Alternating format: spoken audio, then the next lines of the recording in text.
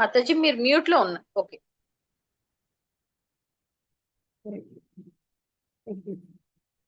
హరే కృష్ణ.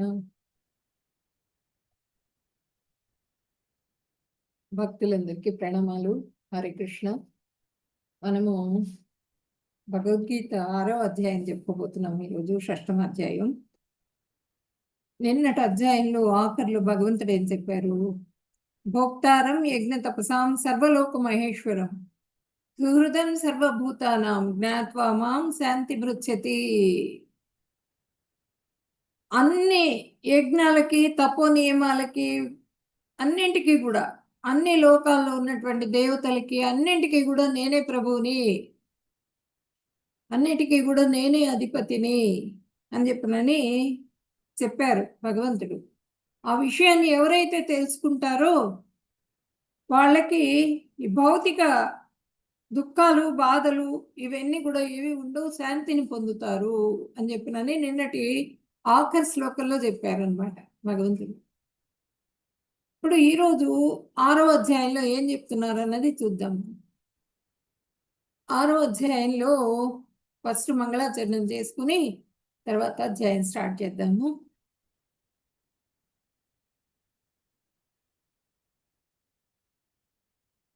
ఓం అజ్ఞానతిమిరాంధస్య జ్ఞానాంజనశలాకయా చక్షురున్మిళితం యేన తస్మై శ్రీ గురవే నమః.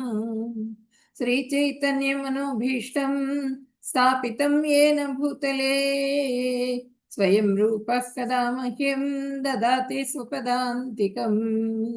వందేహం శ్రీగురో శ్రీయుతపదకమలం శ్రీగురున్ వైష్ణవాంశ్చ శ్రీరూపం సాగ్రజాతం సహగణ రఘునాథాన్వితం తం సజీవం సాద్వైతం సావధూతం పరిజన సహితం కృష్ణ చైతన్య దేవం శ్రీ రాధా కృష్ణ పాదాన్ సహగణ లలితా శ్రీ విశాఖాన్వితాంశ్చ.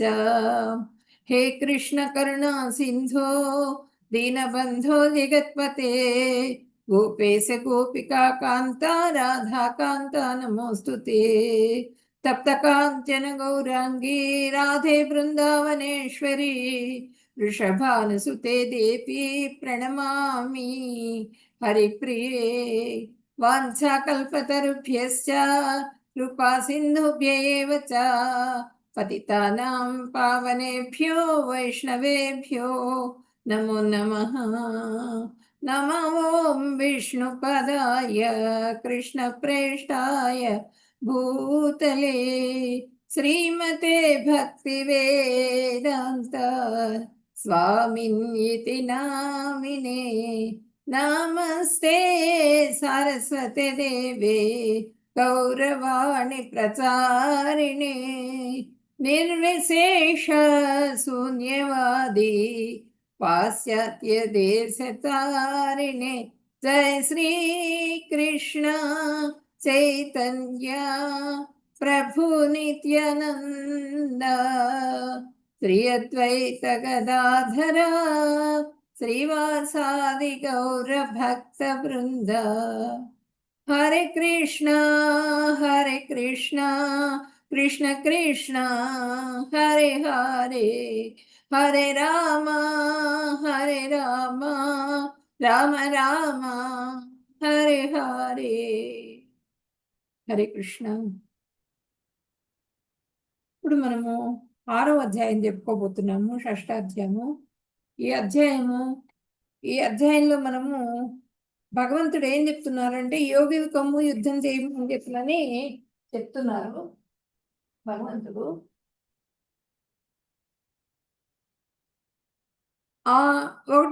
ఒకటో శ్లోకం నుంచి 2వ శ్లోకం 1వ శ్లోకం రెండు కూడా నిష్కామ కర్మయోగం అందరికీ మంచిది అని చెప్పనని చెప్తారనమాట.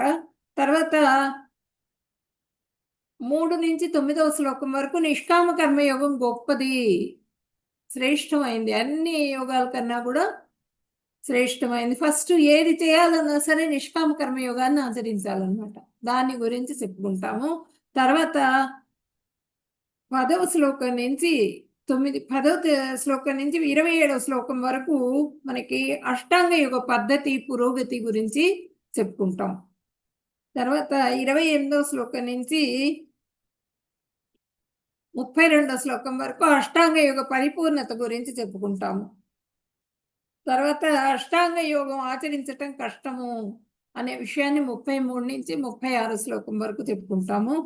తర్వాత 36 నుంచి 37 నుంచి 45వ శ్లోకం వరకు యోగ భ్రష్టుని గమ్యం ఏమిటి అనే విషయాన్ని గురించి చర్చించుకుంటాము. 46 నుంచి 47, 46, 47 2 శ్లోకాలు కూడా భక్తి యోగం ఉత్తమమైనది, అన్ని యోగాల కన్నా కూడా భక్తి యోగం ఉత్తమమైనది, శ్రేష్టమైనది ఏది అంటే భక్తి యోగమే అని చెప్పనని తేల్చి చెప్పేశారు భగవంతుడు. ఈ అధ్యాయంలో మొత్తం కూడా సారాంశం ఇదన్నమాట. ఇప్పుడు మనకి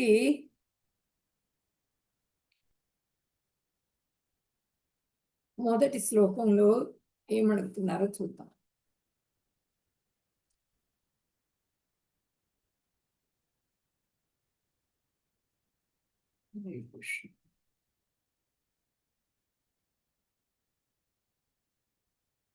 శ్రీ భగవానువాచ అనాశ్రితః కర్మ ఫలం కార్యం కర్మ కరోతి యః స సన్యాసీ చ యోగి చ న నిరగ్నే న చాక్రియః. భగవంతుడు చెప్తున్నారు, తన కర్మఫలాల పట్ల ఆపేక్ష లేకుండా తన కర్తవ్యాలను ఆచరించేవాడు సన్యాసాశ్రమంలో ఉన్నవాడు, అతడే నిజమైన యోగి. అంతేకాని అగ్నిహోత్రాది కర్మలు మానేసేనంత మాత్రాన అతడు యోగి కాడు అని చెప్పనని చెప్తున్నారు. అంటే అష్టాంగ యోగం చేసే వాళ్ళు కూడా నిష్కామ కర్మయోగాన్ని చేయాలి. అంటే నిష్కామ కర్మయోగం చేయటం ద్వారా వాళ్ళు వర్ణాశ్రమ విధానాన్ని అనుసరించడం ద్వారా, నిష్కామ కర్మయోగం చేయటం ద్వారా వాళ్ళ అంతఃకల్మష శుద్ధి కలుగుతుందన్నమాట. అంతఃకల్మష శుద్ధి కలిగి అప్పుడు వాళ్ళు ఈ యోగాభ్యాసాన్ని చేస్తారు. అంటే ఇంద్రియాలన్నీ కంట్రోల్ చేసుకుంటారు. నిష్కామ కర్మయోగం చేయటం ద్వారా ఇంద్రియాలన్నీ కంట్రోల్ చేసుకుంటారు. ఫస్ట్ ఆ కంట్రోల్ చేసుకుంటూ అభ్యాసం చేయటం ద్వారా యోగాభ్యాసాన్ని అష్టాంగ యోగము కానీ జ్ఞానయోగం కానీ ఆచరించాలన్నమాట. కానీ భక్తి యోగం చేసే వాళ్ళకి మాత్రం నిష్కామ కర్మయోగం కంపల్సరీ లేదు. వాళ్ళు గృహస్థగా ఉన్నప్పటికీ కూడా సన్యాసుల కిందే లెక్క. గృహస్థగా ఉన్నప్పటికీ కూడా అన్ని కార్యాలు ఆచరిస్తున్నప్పటికీ కూడా, కర్మలన్నీ కూడా ఆచరిస్తున్నప్పటికీ కూడా కర్మల మీద వాళ్ళకి ధ్యాస లేకుండా పూర్తిగా భగవంతుడి మీద దృఢ విశ్వాసంతో శ్రద్ధతో భగవంతుడిని సేవిస్తూ ఉంటారు. కాబట్టి వాళ్ళకి అంతఃకల్మష శుద్ధి కలిగిపోతుంది ఆటోమేటిక్గా. కాబట్టి వాళ్ళకి భక్తి యోగంలో ఉన్న వాళ్ళకి మాత్రం వాళ్ళకి నిష్కామ కర్మ యోగం కంపల్సరీ లేదనమాట. వాళ్ళు ఆ విశ్వాసము శ్రద్ధ కలిగి ఉండాలి భగవంతుడి మీద, అది ఉంటే చాలు. ఇక్కడ ఏమడుగుతున్నారు, కర్మఫలాల పట్ల ఆపేక్ష లేకుండా తన కర్తవ్యాలను ఆచరించేవాడు సన్యాసాశ్రమంలో ఉన్నవాడు. ఆ కర్మలు చేస్తున్నప్పటికీ కూడా దాని మీద ఆపేక్ష ఉండకూడదు. ఆపేక్ష ఎవరికైతే ఉండదో వాళ్ళు సన్యాసాశ్రమంలో ఉన్నట్లే. గృహస్థాశ్రమంలో ఉన్నప్పటికీ కూడా వాళ్ళు సన్యాసుల కిందే లెక్క అనమాట. ఈ కాషాయ వస్త్రాలు ధరించి నామాలు పెట్టుకుని అందరికీ కనిపించటానికేమో వాళ్ళకి అంతఃకల్మష శుద్ధి కలగకుండా వాళ్ళు ఏం చేస్తారంటే సన్యాసం తీసుకుంటామంటూ వెళ్ళిపోతారు. వెళ్ళిపోయి వాళ్ళు మళ్ళీ వెనక్కి వస్తారు. వెనక్కి వచ్చి మళ్ళీ ఈ సంసారానికి సంబంధించినవన్నీ భౌతిక కార్యాలన్నీ కూడా చేస్తూ ఉంటారు జనాలకు కనిపించకుండా. వాళ్ళని ప్రిటెండర్స్ అంటారని చెప్పి ముందు అధ్యాయంలో మనం చెప్పుకున్నాం. అంటే మిథ్యాచారులు. అటువంటి సన్యాసులందరూ కూడా మనకి ఈ కలియుగంలో ఎక్కువగా ఉన్నారు. వాళ్ళందరూ కూడా మనకి జగద్వంచకులుగా మారి అందరినీ మోసం చేస్తున్నారు అనమాట. భగవంతుడు అప్పుడే చెప్పారు, అందుకని ద్వాపర యుగంలోనే మనకి హెచ్చరించారనమాట. ఏంటంటే సన్యాసి అంటే వాళ్ళ రూపం ప్రకారంగా కాదు, వాళ్ళు చేసే కర్మలు, వాళ్ళు చేసే ప్రక్రియల్ని బట్టే వాళ్ళని సన్యాసి కింద తీసుకోవాలి. ఆ కర్మల పట్ల వాళ్ళకి ఆసక్తి ఎవరికైతే లేదో వాళ్ళు సన్యాసి కింద లెక్క అని చెప్పనని చెప్తున్నారు. యోగి కింద లెక్క. నిజమైన యోగి ఎవరు అంటే కర్మ సన్యాసం, కర్మలు చేస్తున్నప్పటికీ కూడా కర్మల మీద ఆసక్తి లేని వాళ్ళు నిజమైన యోగి అని చెప్తున్నారు. అంతేగాని అగ్నిహోత్రాది కర్మలు మానేసినంత మాత్రాన యోగి కాదు. అగ్నిహోత్రాది కర్మలు మానేసినంత మాత్రాన అంటే ఏంటంటే, సంధ్యావందనం ఉంటుంది బ్రాహ్మణులకి. సంధ్యావందనం అంటే వాళ్ళు ఉపనయనం కాగానే వాళ్ళకి అగ్నిహోత్రం అదంతా ఉంటుంది. ఆ అగ్నిహోత్రాది కర్మలు వాళ్ళు మేము చెయ్యము, వదిలేసాము. ఆ అగ్నిహోత్రం, ఆ ఉపనయనం అయినప్పటి నుంచి పెట్టిన అగ్నిహోత్రము ఆరిపోయింది అంటే వాళ్ళకి ఇంకా జీవితం చాలించినట్లే వాళ్ళు లెక్క. ఆ చితినే తీసుకెళ్లి వాళ్ళ చితికి పెడతారు. ఆ అగ్నిహోత్రాన్ని తీసుకెళ్లి చితికి అంటిస్తారు అనమాట. అంటే వాళ్ళు ఇంక చనిపోయినట్లు లెక్క. ఆ అగ్నిహోత్రం, ఆ అంటించిన అగ్నిహోత్రం మళ్ళీ చనిపోయే వరకు అది ఆ విధంగా 24 అవర్స్ అది మండుతూనే ఉంటుంది అగ్నిహోత్రం. అలాంటి అగ్నిహోత్రం చేస్తూ వాళ్ళు సంధ్యావందనం చేస్తున్నప్పటికీ కూడా ఆ సంధ్యావందనాది కర్మలన్నీ కూడా మానేస్తారు. ఇవన్నీ మేము చెయ్యం, మేము సన్యాసులం అయిపోయినామని చెప్పి నన్ను వదిలేస్తారు. అంత మాత్రాన వాళ్ళు యోగులు కాదు అని చెప్తున్నారు అనమాట. అంటే బ్రాహ్మణులు చేస్తారు ఇది. బ్రాహ్మణుల వైశ్యులు, క్షత్రియులకి, వైశ్యులకి సంధ్యావందనం ఉన్నప్పటికీ కూడా అగ్నిహోత్రం చేయాల్సి వచ్చినప్పుడు వాళ్ళు బ్రహ్మచారి చేయించుకుంటారు.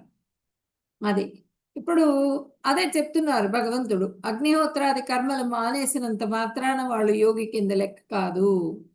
అవి వదిలేసేసి మేము సన్యాసం తీసుకున్నాము అని చెప్పి ముఖ్యమైనవి మనకి నిత్యాగ్నిహోత్రులు ఉంటారు. అవన్నీ వదిలేసినంత మాత్రాన వాళ్ళకి నియమం ప్రకారంగా కొన్ని విధులు ఉంటాయి. ఆ విధుల్ని వదిలేసినంత మాత్రాన వాళ్ళు యోగుల కిందికి కాదు అని చెప్పని భగవంతుడు చెప్తున్నారు. అష్టాంగ యోగం ద్వారా బ్రహ్మం పొందాలంటే నిష్కామ కర్మయోగం చేయాల్సిందే. నిష్కామ కర్మయోగం చిత్తాన్ని శుద్ధిపరుస్తుంది. నిష్కామ కర్మయోగం ఫలం పట్ల ఆసక్తి లేకుండా కర్మలు చేస్తూ ఉండాలన్నమాట. ఇప్పుడు జ్ఞాన సాధనాలు అవలంబిస్తూ నిష్కామ కర్మయోగం చేసి అంతిమంగా బ్రహ్మాన్ని పొందుతారు వాళ్ళు. జ్ఞాన సాధనాలన్నీ కూడా వాళ్ళు అవలంబిస్తారంటే వాళ్ళు ప్రాక్టీస్ చేస్తారు. ప్రాక్టీస్ చేసి దాని ద్వారా అది చేస్తూ నిష్కామ కర్మయోగాన్ని చేస్తూ వాళ్ళు జ్ఞాన సాధనాలు అవలంబిస్తూ వాళ్ళు బ్రహ్మాన్ని పొందుతారనమాట. ఫలం పట్ల ఆసక్తి లేకుండా ఉండాలి వాళ్ళు అని చెప్పినని మనకి ఈ మొదటి శ్లోకంలో చెప్తున్నారు. ఇప్పుడు నెక్స్ట్ శ్లోకం చూద్దాం. ఇప్పుడు ఇక్కడ చూడండి, మనస్సు యొక్క స్వభావం. మనస్సు ఏంటి? చంచలంగా. ఇప్పుడు మీరు క్లాసులో కూర్చున్నాం, మనం వింటున్నాం క్లాసు, నేను చెప్తున్నాను, మీరు వింటున్నారు అనుకుంటున్నా నేను. మీ మనసు ఎక్కడికో, అమెరికాకో ఎక్కడికో వెళ్ళిపోయింది అనుకోండి, అంత చంచలం. చంచలం హి మన కృష్ణ అని ముందు ముందు వస్తుంది మనకి, ప్రమాది బలభద్రుడం అని. ఆ మనస్సు అలా చంచలంగా వెళ్ళిపోతూ ఉంటుంది. ఆ ఇంద్రియాలు ఉంటాయి కదా, ఇప్పుడు మొత్తం మన శరీరం రథం అనుకుంటే ఈ 5 కూడా పంచ జ్ఞానేంద్రియాలు. ఇవి ఈ పంచ జ్ఞానేంద్రియాలకి ఇవన్నీ కూడా కామంతో, కోరికతో నిండి ఉంటాయి ఈ పంచ జ్ఞానేంద్రియాలు కూడా. వీటిని మనస్సు కళ్ళెం, బుద్ధి, ఆ కళ్ళాన్ని పట్టుకుని కంట్రోల్ చేసేది ఎవరంటే బుద్ధి. కంట్రోల్ చేయాలి. లేకపోతే కంట్రోల్ చేయకపోతే వీటిని వదిలేసింది అనుకోండి, కళ్ళెం వదిలేసి బుద్ధి కూడా మనసుతో ఏకమయ్యి నాకు కూడా కావాల్సిందే అని చెప్పినానంటే అప్పుడు ఆత్మ ఆనందాన్ని పొందలేదు. అంటే ఆత్మజ్ఞానాన్ని పొందాలి ఫస్ట్. ఆత్మజ్ఞానం అంటే ఏంటి? శరీరం నాది కాదు. ఈ శరీరం అన్నది అద్దెకి తెచ్చుకున్నాం. ఈ శరీరం, దేహం అన్నది అద్దె ఇంట్లో మనం హ్యాపీగా ఉండగలమా? ఉండలేం కదా. అద్దె ఇంట్లో అన్ని వసతులు చేసుకోలేము. అక్కడ ఎలా ఉందో అలా ఉండాలంతే. దాని మీద ఆపేక్ష ఉండదు మనకి. అదే సొంత ఇల్లు, సొంత ఇంటి మీద చాలా ఆపేక్ష ఉంటుంది మనకి కదా. అట్లా ఆత్మకి మన సొంత ఇల్లు ఏది అంటే భగవంతుడి పాద స్పర్శే. ఆ పాదాల దగ్గరే మన సొంత ఇల్లు, భూలోకం. అది ఆత్మకి ఎప్పుడు సంతోషం కలుగుతుంది అంటే ఆ భగవంతుడి సేవలో మాత్రమే సంతోషం పొందుతుంది. ఈ ఇంద్రియ తృప్తి అన్నది, భౌతికమైనటువంటి కోరికలు, ఇంద్రియ తృప్తి, ఇవన్నీ కూడా ఎప్పుడైతే వదిలేయగలుగుతామో, విసర్జించగలుగుతామో అప్పుడు మాత్రమే ఆత్మ సంతృప్తి చెందుతుంది. మనస్సు మానవునికి మిత్రుడా శత్రువా?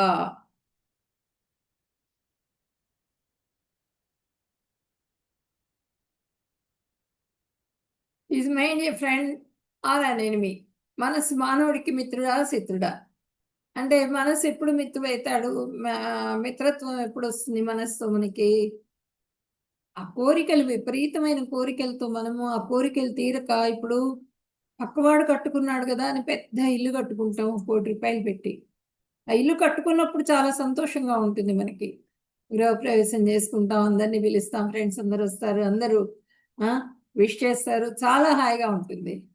ఎప్పుడైతే మనం ఈఎంఐ కట్టలేకపోతామో అప్పుడు దుఃఖం వచ్చేస్తుంది మనకి. అంటే మనసులో చేసుకునే నిర్ణయం అన్నది ఆ ఇంద్రియాలు ప్రకోపిస్తూ ఉంటాయి. ఆ ప్రకోపించినప్పుడు వాటిని మనం కంట్రోల్ చేసుకోగలిగితేనే మనకి మిత్రుడైతాడు మనసు, లేకపోతే శత్రువైతాడు.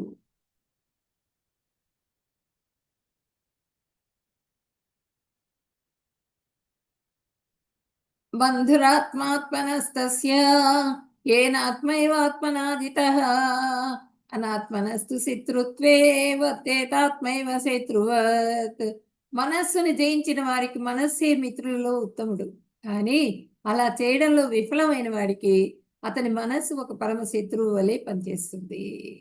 మనస్సును జయించడం అంటే ఏంటి? ఇంద్రియ తృప్తిని తగ్గించుకోవటం, ఇంద్రియాలన్నింటినీ కంట్రోల్ చేసుకోవటం.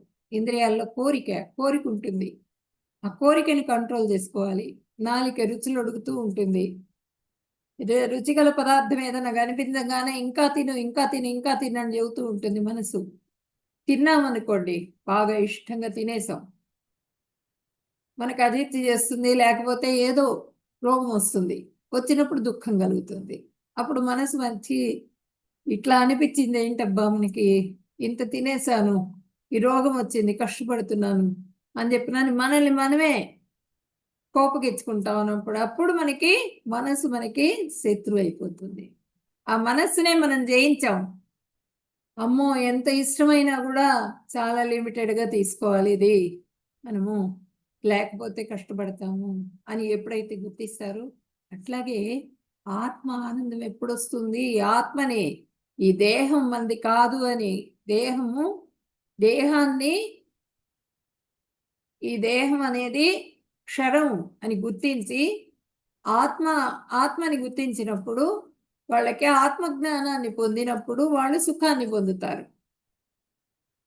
కానీ దేహభ్రాంతిలోనే ఉండిపోయారనుకోండి, ఆ ఇంద్రియాలని తృప్తిపరచడం, ఇంట్లో వాళ్ళందరినీ తృప్తిపరచడం, దీంట్లోనే మునిగిపోయారనుకోండి, మునిగిపోతే మనకి దుఃఖమే మిగులుతుంది. అదేంటంటే మిత్రుల్లో ఉత్తముడు, కానీ అలా చేయడంలో విఫలమైన వాడికి ఆ ఇంద్రియాల్ని కంట్రోల్ చేసుకోలేకపోయేటప్పటికీ అతడి మనస్సు ఒక పరమ శత్రువుగా మారిపోతుంది.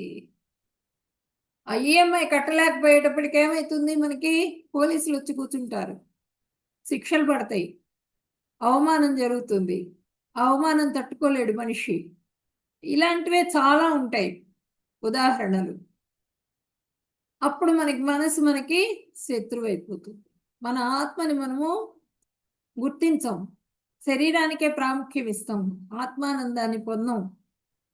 ఆత్మ ఆనందం ఎప్పుడు కలుగుతుంది? భగవంతుడి సేవలోనే ఆత్మకు ఆనందం కలుగుతుంది. అప్పుడు మనకి ఆత్మానందం కలిగి మనం భగవంతుడి సేవ చేసుకుంటూ ఉన్నప్పుడు మనకి ఆ భగవద్ధామానికి చేరుకోవడానికి అవకాశం వస్తుందన్నమాట. అప్పుడు మనకి ఆనందం కలుగుతుంది. అదే మనం అన్ని తప్పు పనులే చేస్తూ మళ్ళీ మళ్ళీ మళ్ళీ మళ్ళీ జన్మలు తీసుకుంటూ ఉన్నాం దేహభ్రాంతిలో పడి, అప్పుడు దుఃఖ కారణాలు అయిపోతాయి. ఇదే దేహం వస్తుందని లేదు, ఏ దేహమైనా రావచ్చు మనం చేసుకున్న కర్మల్ని బట్టి. దాన్ని బట్టి మనకి కష్టపడతాము. అతని మనస్సు అతనికి శత్రువు అయిపోతుంది.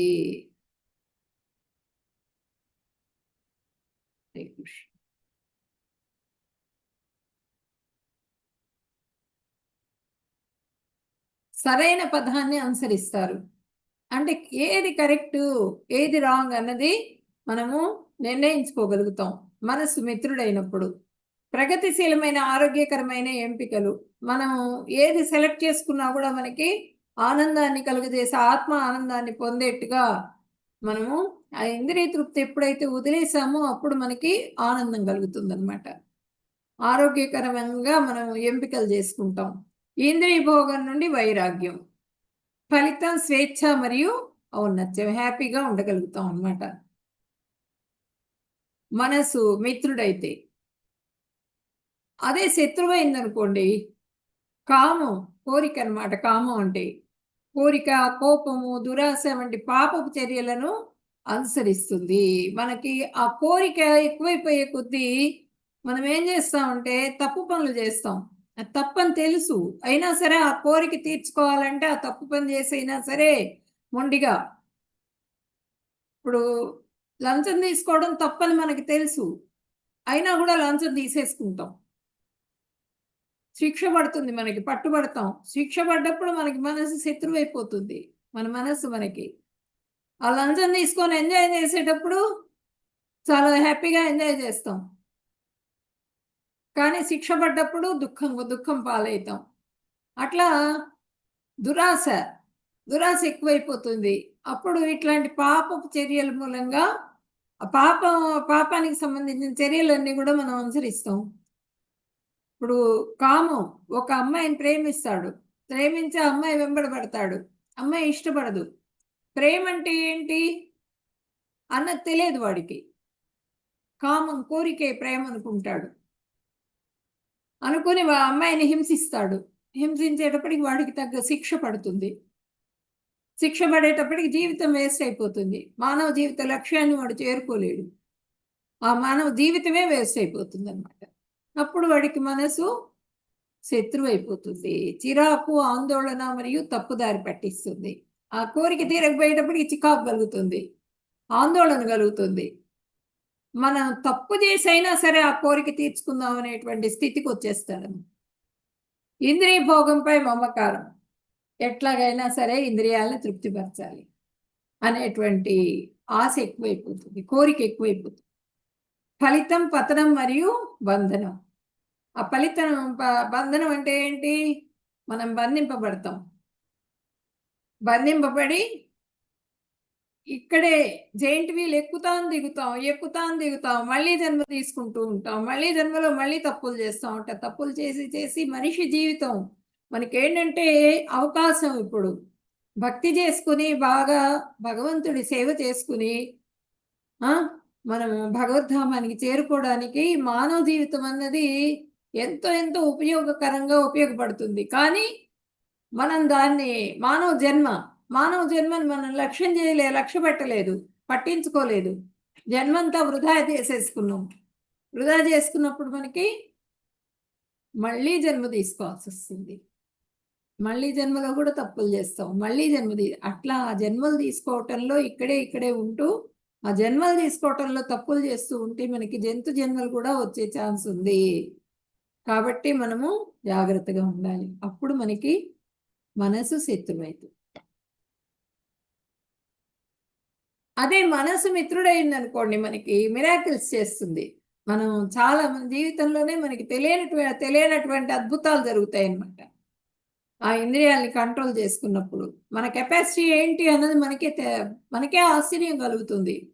అంత అద్భుతాలు జరుగుతాయి. అదే మనము గుర్తించనప్పుడు ఇట్లా ఒక అడవిలో చిన్న నిప్పురవ్వ, 2 చెట్లు రాచుకుంటే ఆ నిప్పురవ్వ వస్తుంది. అడవి మొత్తం దహనం అయిపోతుంది, మొత్తం కాలిపోతుంది అడవి మొత్తం కూడా ఆ దావానలో. ఆ దావానలాన్ని ఎవరు ఆపుతారు? భగవంతుడు మాత్రమే ఆపగలడు.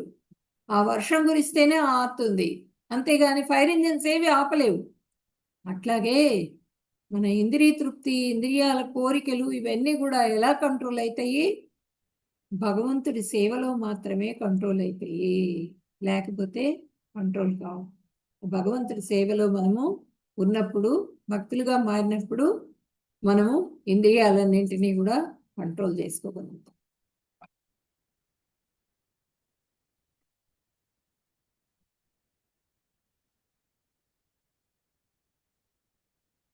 జ్ఞాన విజ్ఞాన తృప్తాత్మా కూటస్థో విదితేంద్రియః యుక్త ఇత్యుచ్యతే యోగి సమలోష్టాస్మకాంచనః. మనిషి తాను పొందినట్టి జ్ఞాన విజ్ఞాన విచక్షణచే పూర్తిగా సంతుష్టుడుగా అయినప్పుడు ఆత్మానుభవంలో నెలకొని వానిగా చెప్పబడి యోగిగా పిలువబడతాడు. అతడు దివ్యత్వంలో నెలకొని ఆత్మ నిగ్రహంతో ఉంటాడు. మట్టి, రాళ్ళు మరియు బంగారం అన్నింటినీ ఒకే దృష్టితో చూస్తాడు. జ్ఞాన విజ్ఞానాలతో తృప్తిగా ఉంటాడనమాట. ఉపదేశ జ్ఞానం, అనుభవ జ్ఞానం కలిగి ఉంటారు వాళ్ళు. ఒకళ్ళకి చెప్పేదానికి వాళ్ళకి జ్ఞానం ఉంటుంది. ఎట్లా వస్తుంది అది? వాళ్ళు అనుభవిస్తూ ఉంటారు, అనుభవ జ్ఞానాన్ని కలిగి ఉంటారు, అనుభవం కలిగి ఉంటారు కాబట్టి ఒకళ్ళకి ఉపదేశం కూడా ఇచ్చేదానికి వాళ్ళకి జ్ఞానం కలిగి ఉంటారు. కూటస్థ కూటస్థ విజితేంద్రియ. కూటస్థ అంటే అన్ని సమయాల్లో ఒకే స్వభావాన్ని కలిగి ఉంటారు వీళ్ళు. ఇలాంటి వాళ్ళు ఎటువంటి సమయంలో కూడా వాళ్ళు స్థిరమైన మనస్సుని కలిగి ఉంటారనమాట. వాళ్ళ ఆలోచన కానీ వాళ్ళ వాళ్ళ ప్రవర్తన కానీ దేంట్లో కూడా మార్పు ఉండదు. మట్టి కానీ రాళ్ళు కానీ బంగారం కానీ, బంగారం చూపించి ఇది నీదిరా అని చెప్పినంటే వాళ్ళు తీసుకోరు. మట్టిని, రాళ్ళని, బంగారాన్ని అన్నింటినీ కూడా సమదృష్టితో చూస్తారు వాళ్ళు.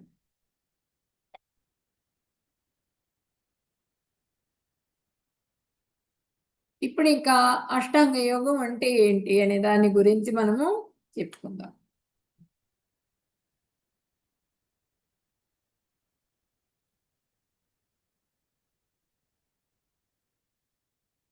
ఇప్పుడు అష్టాంగ యోగం అంటే ఏంటి?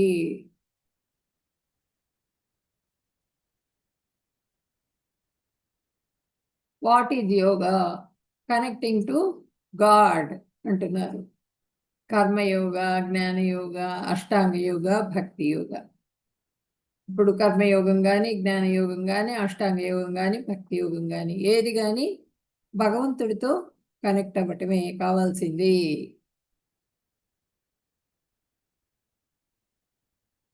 వాట్ ఈజ్ అష్టాంగ యోగ? అష్టాంగ యోగం అంటే ఏంటి?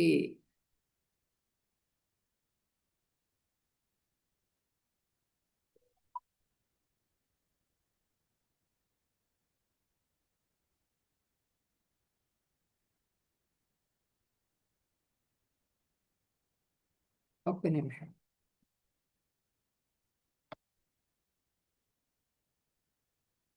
మనకి యమ, నియమ, ఆసన, ప్రాణాయామ, ప్రత్యాహార, ధారణ, ధ్యాన, సమాధి, దీన్ని అష్టాంగ యోగం అంటారు. 8 అంగాల్ని కూడా అష్టాంగ యోగం అంటారు. అది ఎట్లా చేస్తాము అన్నది ఇప్పుడు మనం చెప్పుకుందాము.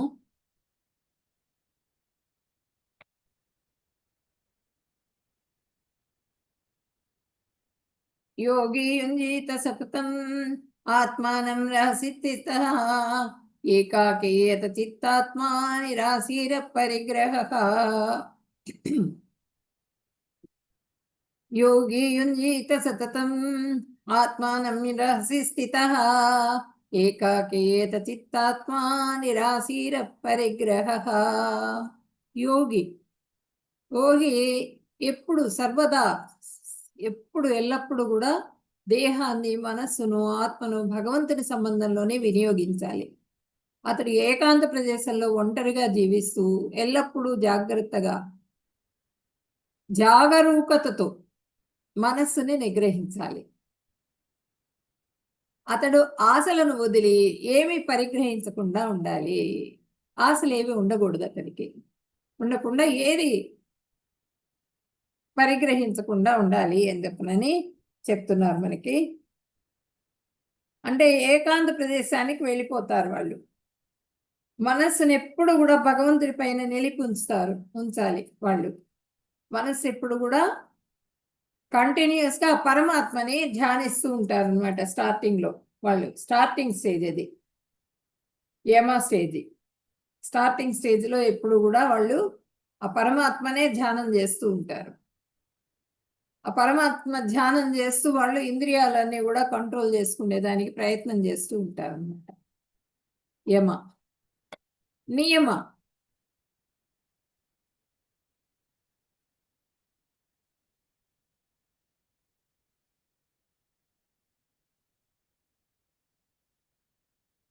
నియమ దగ్గరికి వచ్చేటప్పటికి వీళ్ళు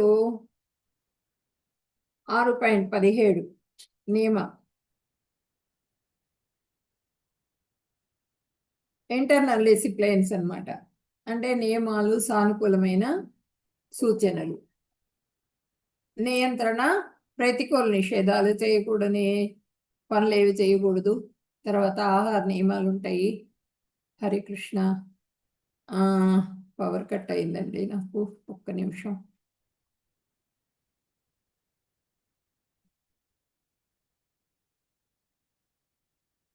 బ్యాకప్ ఉంది కానీ నాకు చూసి కనిపించాలి కదా శ్లోకం చదవటానికి. దానికి ఒక్క నిమిషం. హరే కృష్ణ. వేరే వచ్చింది.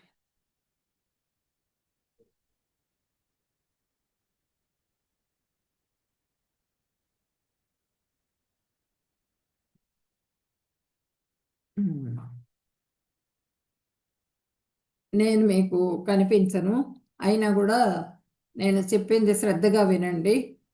యుక్తాహార విహారస్య యుక్త చేష్టస్య కర్మసు యుక్త స్వప్నావబోధస్య యోగో భవతి దుఃఖః.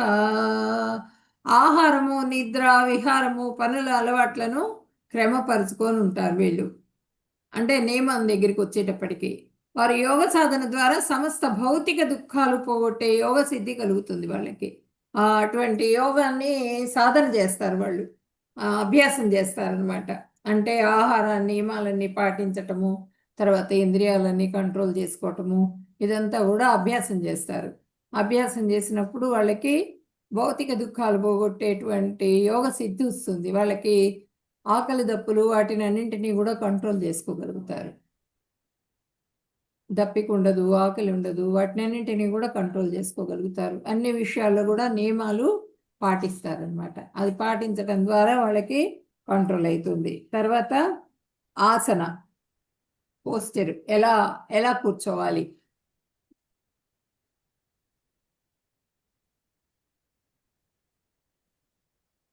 యమ, నియమ, ఆసన, కూర్చున్న భంగిమలు ఎలా కూర్చోవాలి అన్నది మనకి 11 నుంచి 14 శ్లోకం వరకు.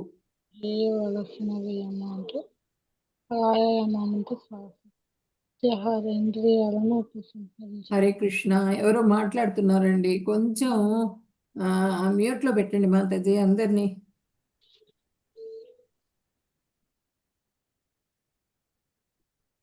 ఆసనం అంటే 11వ శ్లోకం నుంచి. శుచౌ దేశే ప్రతిష్టాప్య స్థిరమాసనమాత్మనః నాచ్యుత్రితం నాతి నీచం చేలాజిన కుశోత్తరం తత్రైకాగ్రం మనః కృత్వా యత చిత్తేంద్రియ క్రియః విపవిశ్యాసనే యుంజ్యాత్ యోగం ఆత్మ విశుద్ధయే. ఇప్పుడు యోగం అభ్యసించుటకు ఏకాంత స్థలమునికి ఏగి ఎవ్వరూ లేని ప్రదేశానికి వెళ్తారు. ఏకాంతంగా ప్రశాంతంగా ఉండే ప్రదేశానికి వెళ్తారు. వెళ్ళిపోయి అక్కడ ఒక స్థలాన్ని ఎంచుకుంటారు. స్థలాన్ని ఎంచుకుని ఆ స్థలం ఎక్కువ ఎత్తు ఉండకూడదు, ఎక్కువ పల్లం ఉండకూడదు. ఎక్కువ ఎత్తులో కూర్చున్నారనుకోండి, వాళ్ళు ధ్యానం చేసేటప్పుడు నిద్ర రావచ్చు, ఏదన్నా రావచ్చు, పడిపోయి వాళ్ళకి ప్రమాదం కలుగుతుంది. కాబట్టి ఎక్కువ ఎత్తు ఆసనం ఉండకూడదు. మరీ ఎత్తు లేకుండా, మరీ పల్లం లేకుండా, కొంచెం సుమారైన ఎత్తులో వాళ్ళు ఆసనాన్ని ఏర్పాటు చేసుకుంటారు. ఆసనం ఏంటి అంటే దర్భలు పెట్టి ఒక చాపలాగా ఏర్పాటు చేసుకుంటారు. ఒక దర్భాసనం ఏర్పాటు చేసుకుంటారు. దాని మీద ఒక జింక చర్మాన్ని ఏర్పాటు చేస్తారు.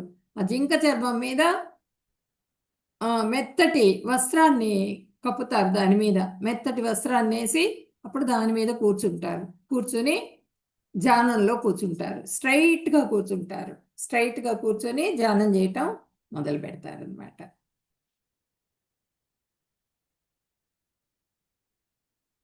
14వ శ్లోకం. సమంకాయ శిరోగ్రీవం ధారయన్ అచలం స్థిరః సంప్రేక్ష్య నాసికాగ్రం స్వం దిశశ్చ అనవలోకయన్.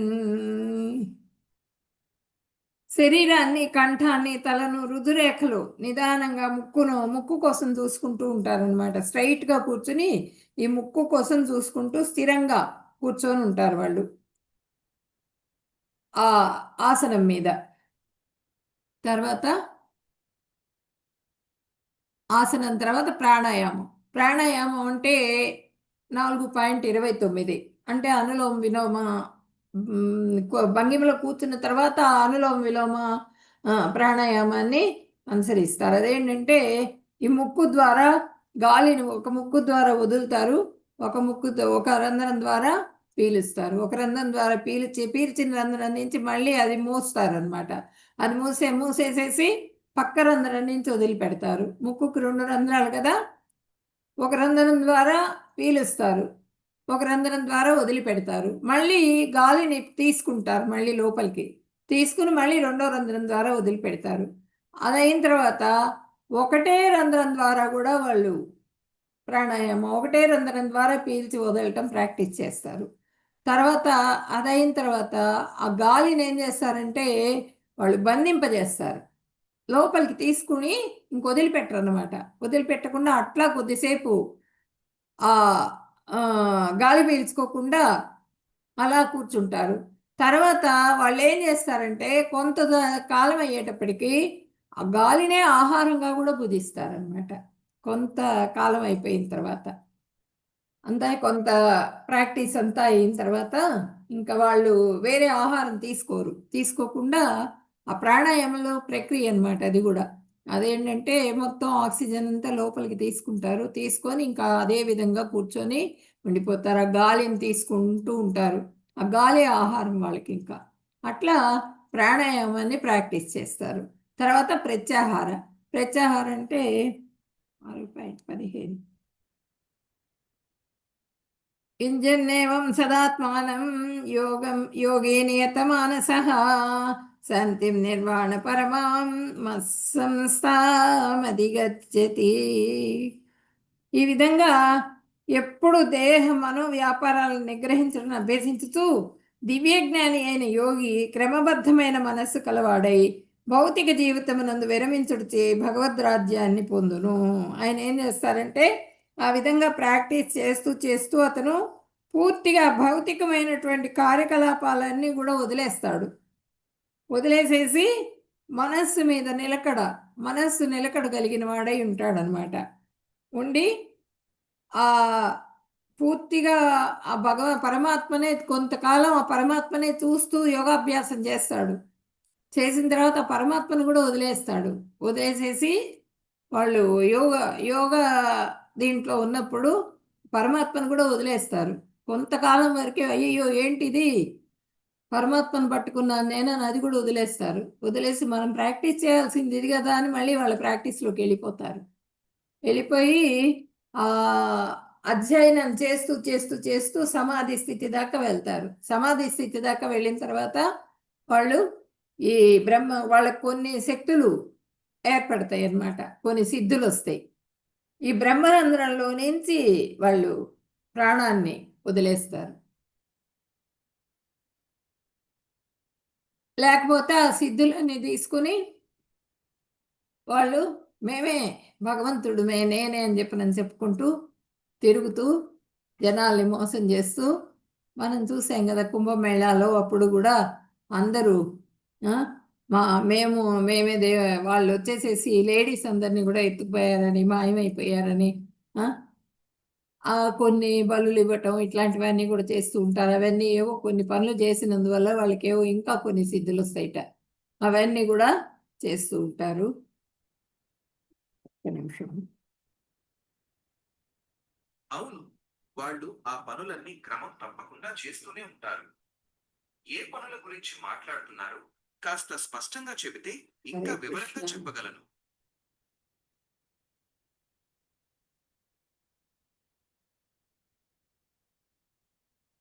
ఇప్పుడు ప్రాణాయామం, ప్రత్యాహార, ఇంద్రియాలను ఉపసంహరించుకుంటారు. ధారణ, మనస్సును నియంత్రించటం, మనస్సుని నియంత్రించడం శోషణ. ఆ మనస్సులో శోషణ చేస్తారనమాట. ఆ శోషణ చేసి పూర్తిగా మనస్సుని పూర్తిగా ఇంద్రియాలన్నీ కూడా కంట్రోల్ చేసేసుకుంటారు. ఆ మనస్సు శోషణ చేస్తూ మనం ఎందుకు కూర్చున్నాము అన్నది ఆత్మని గురించి వాళ్ళు తెలుసుకోవడానికి ప్రయత్నం చేస్తూ ఉంటారు. ఆ పరమాత్మను వదిలేస్తారు. వదిలేసిన తర్వాత వాళ్ళు ఆ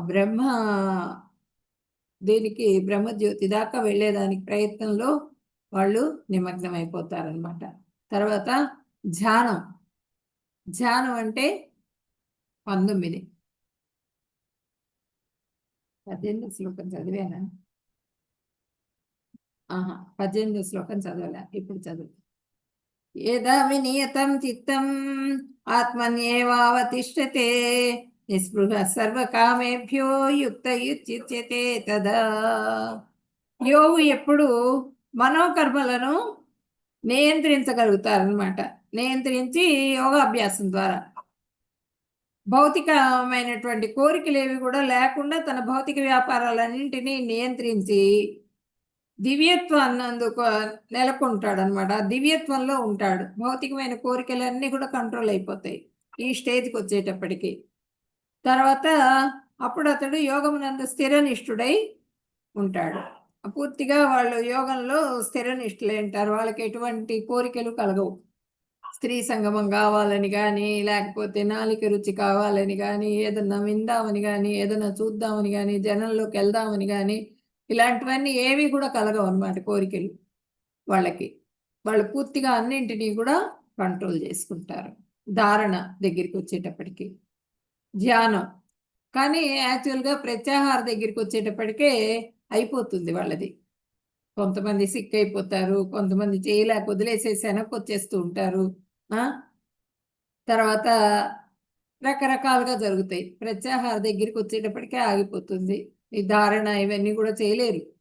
ధ్యానం, ధ్యానం ఎక్కడో ఒకళ్ళు ఉంటారు. లాస్ట్ స్టేజ్కి వెళ్ళేవాళ్ళు ఎక్కడో ఒకళ్ళు ఉంటారు. విష్ణువుపై ధ్యానం. ధ్యానం అంటే 7th 9th. యథా దీపో నివాతస్థః నేంగతే సోపమా స్మృతా యోగినో యత చిత్తస్య యుంజతో యోగమాత్మనః. గాలి లేని చోట దీపం పెట్టామనుకోండి, అది చక్కగా ఒకటే దిశలో అట్లా స్ట్రైట్గా వెలుగుతూ ఉంటుంది కదా. గాలి లేదు, కొట్టుకోవట్ల, గాలి లేదు, గాలి కొట్టట్లా. అదే గాలి ఉన్న చోట దీపం పెట్టామనుకోండి, రేప రేప రేప రేప కొట్టుకుంటుంది. అంటే మన మనసు కూడా ఆ నిశ్చలంగా ఉండేదానికి వాళ్ళకి ఆ స్టేజ్కి చేరుకుంటారు. ధ్యానం టైంకి వెళ్ళేటప్పటికి వాళ్ళకి ఎటువైపుకి వాళ్ళకి వెళ్ళదనమాట. మనస్సు వెళ్ళకుండా చంచలం కాదు, చంచలం కాకుండా పూర్తిగా వాళ్ళు ఆ ధ్యానంలోనే కూర్చోగలుగుతారు. ఎట్లాగంటే ఇప్పుడు ఒక పెండ్యులం ఇట్లా ఇట్లా ఊగుతూ ఉంటుంది కదా. మనకి పెండ్యులం తెలుసా మీకు? గడియారంలో ఉంటుంది కదా. అది ఇలా ఇలా కొట్టుకుంటూ ఉంటుంది ఎప్పుడు కూడా. ఆ ముళ్ళు తిరుగుతూ ఉన్నంతసేపు కొట్టుకుంటూ ఉంటుంది. అలాగే గాలి కొట్టినప్పుడు మనకి దీపం రెపరెప కొట్టుకుంటూ ఉంటుంది. కానీ గాలి లేదు, నిశ్చలంగా నిలబడి ఉంటుందన్నమాట. అలాగే వాళ్ళ మనసులో కోరికలన్నీ కంట్రోల్ అయిపోయినాయి. ఇంద్రియ తృప్తి ఏమి లేదు వాళ్ళకి. ఇంద్రియాలన్నీ వాళ్ళ కంట్రోల్లోకి వచ్చేస్తాయి.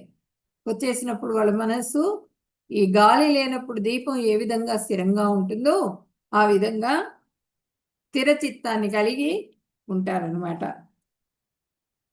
అటువంటి మనస్సు గల దివ్య జ్ఞాని దివ్యమైన ఆత్మ ఎందలి ధ్యానములో సర్వదా స్థిరుడై ఉండు. ధ్యానంలో పూర్తిగా కాన్సన్ట్రేషన్తో ధ్యానం చేస్తూ ఉంటాడనమాట. పూర్తిగా ధ్యానంలోనే కూర్చోగలుగుతాడు. తర్వాత సమాధి స్థితి, మైమరుచుట. వాళ్ళని వాళ్ళే మర్చిపోతారు. ఆ దేహాన్ని నా దేహం నాది దీని బాధలు ఏమన్నా పుట్టినా కరిచినా అసలు ఏది తెలియదు వాళ్ళకి, దేహానికి ఏది జరిగినా కూడా తెలియదు. ఆ స్థితికి వెళ్ళిపోతారనమాట పూర్తిగా. సమాధి స్థితి అంటే పూర్తి శోషణ. 20 నుంచి 23 వరకు.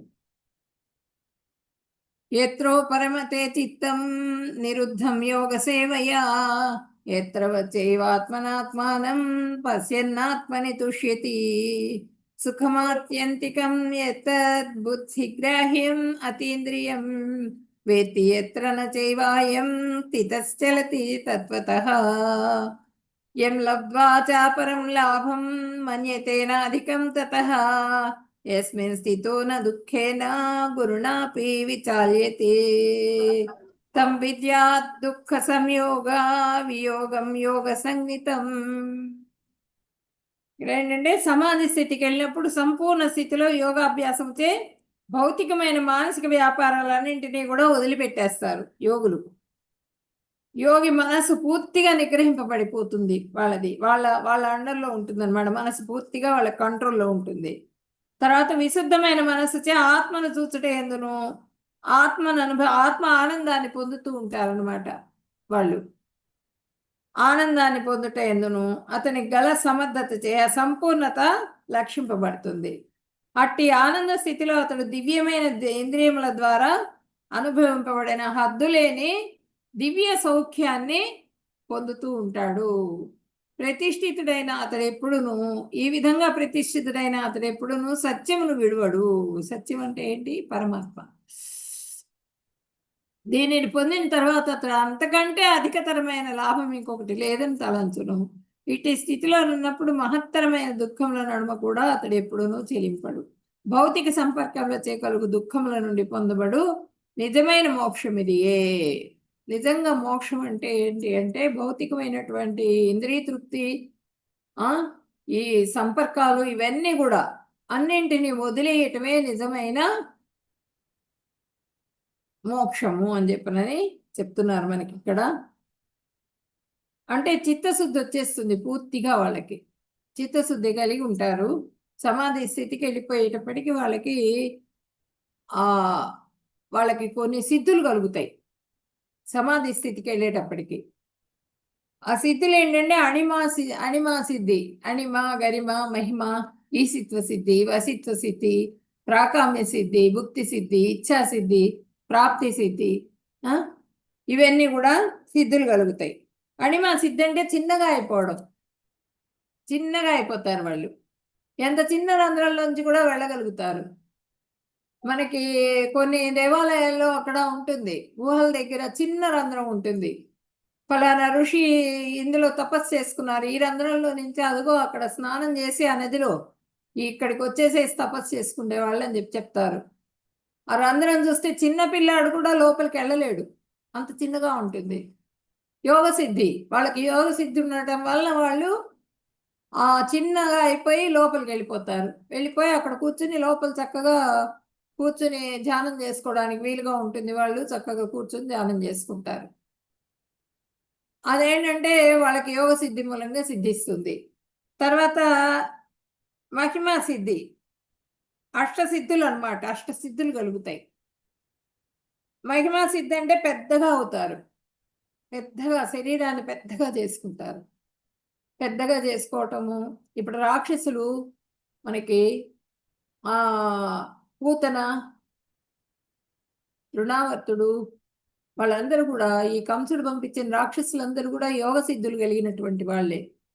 ఆ యోగ సిద్ధుల ద్వారానే వాళ్ళు రాగలుగుతారు ఈ కృష్ణ భగవానుడి దగ్గరికి. మళ్ళీ చెప్తాను. గరిమ, గరిమ అంటే బరువుగా అయిపోవడం, చాలా బరువుగా అయిపోతారు. తర్వాత మహిమ, లఘిమ, లఘిమ అంటే తేలిగ్గా అయిపోతారు. చాలా తేలిగ్గా అయిపోతుంది శరీరం, ఎక్కడికైనా సరే వెళ్ళిపోయి గాల్లో ఎగిరి వెళ్ళిపోయేంత తేలిగ్గా అయిపోతుంది శరీరం. తర్వాత ఈసిత్వ సిద్ధి, ఈసిత్వ సిద్ధి అంటే దేని మీద అయినా సరే అధికారాన్ని పొందగలుగుతారు. ఇప్పుడు నాకు అక్కడ ఆ తోటలో ఉన్న పండు కావాలి, ఆ తోట దాకా వెళ్ళి కోసుకోక్కర్లా, ఆ పండు వచ్చేస్తుంది వాళ్ళ దగ్గరికి. వాళ్ళు ఏది కావాలనుకుంటే అది వాళ్ళ దగ్గరికి వచ్చేస్తుంది. మనం వాళ్ళ ఎదురుగుండా వెళ్ళి కూర్చున్నాం అనుకోండి, వాళ్ళ వశం అయిపోతాం. ఈ మనిషి నాకు కావాలి, నేను చెప్పినట్టు వినాలి అంటే మనం వింటాం. వాడు ఎట్టా కూర్చోమంటే కూర్చుంటాం, లేవమంటే లేస్తాం, చెయ్యి ఎత్తమంటే ఎత్తుతాం, దించమంటే దించుతాం. అంత వశీకృతం అనమాట. వశీకృత మంత్ర సిద్ధి కలిగి ఉంటారు వాళ్ళు. వశీకరణ విద్య కలిగి ఉంటుంది. విద్య అది అది సిద్ధిస్తుంది వాళ్ళకి. తర్వాత ఈశిత్వ సిద్ధి, వశిత్వ సిద్ధి, వశపరుచుకోగలుగుతారు. ప్రాకామ్య సిద్ధి అంటే భోగాన్ని అనుభవించగలుగుతారు. ఎక్కడ ఎటువంటి భోగమైనా సరే ఇది నాకు కావాలి అని అనుకుంటే వాళ్ళు ఆ భోగాన్ని అనుభవించగలుగుతారు. తర్వాత ప్రాప్తి సిద్ధి, కావాల్సిన వస్తువులన్నీ కూడా ప్రాప్తి సిద్ధి అంటే ప్రాప్తిస్తాయి. ఈ వస్తువు నాకు కావాలి అంటే అది వాళ్ళ ఎదురుకుండా వచ్చేస్తుంది. అక్కడ ఉంది, దూరంగా ఉంది, కావాలి అంటే వచ్చేస్తుంది అంతే. వాళ్ళు ఎక్కడికి కావాలంటే అక్కడికి వెళ్ళగలుగుతారు. ఇప్పుడు పరీక్షణ్ మహారాజు వారం రోజుల్లో చనిపోతున్నారు ఆయన అని చెప్పిన గంగా తటంలో కూర్చొని ఉన్నారు, ప్రాయోపవేశంలో కూర్చొని ఉన్నారు, సుఖదేవ గోస్వామి చెప్తున్నారు, భాగవతం చెప్తున్నారు అనగానే ఎక్కడెక్కడ ఋషులు అందరూ కూడా ఇమ్మీడియట్గా వచ్చేసారు అక్కడికి. ఎట్లా వచ్చారు? మంత్రసిద్ధి, వాళ్ళకి యోగ సిద్ధులు ఉంటాయి వాళ్ళకి. ఆ మంత్ర సిద్ధి, యోగ సిద్ధుల మూలంగా వాళ్ళు అక్కడికి రాగలిగారు అనమాట. మనమైతే ఏం చేస్తాం? మన విమానాలు మనం ఇవన్నీ కూడా వెళ్ళాలంటే 2 గంటల ముందు వెళ్ళాలి, అక్కడ కూర్చోవాలి, బయలుదేరి వెళ్ళాలి. ఇవన్నీ మనం మళ్ళీ పాడైపోతూ ఉంటాయి, మళ్ళీ వాతావరణం మూలంగా ఆగిపోతూ ఉంటాయి. మనది ఇది మనం ఎన్ని సాధించినా కూడా ఉపయోగం లేదు. భౌతికంగా ఎన్ని మనం విజయాలు సాధించినా కూడా మనం మంత్రాన్ని కానీ ఆ సిద్ధిని కానీ జయించలేం. అదే పైన ఉంటుంది, అప్పర్ పొజిషన్ దానికి.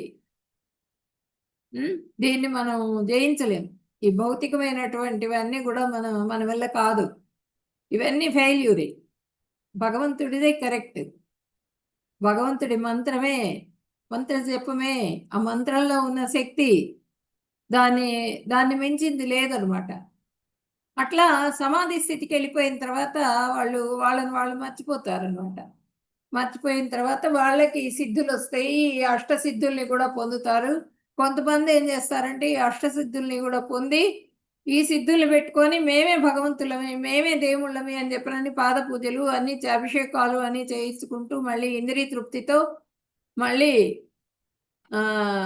కక్కిన కూడునే వాంతి చేసుకునేట్టుగా ఇంద్రియ తృప్తి వద్దు అని వెళ్ళిన వాడు మళ్ళీ దానికోసమని మళ్ళీ పాకులాడుతూ వెనకాల పనులన్నీ చేస్తూ జగద్వంచకులుగా మారిపోతూ ఉంటారు.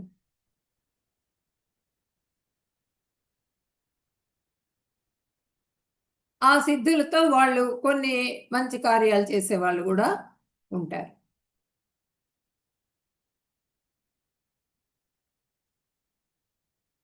ప్రశాంతమనసం హీనం యోగినం సుఖముత్తమం ఉపైతి శాంతరజసం బ్రహ్మభూతం అకల్మషం.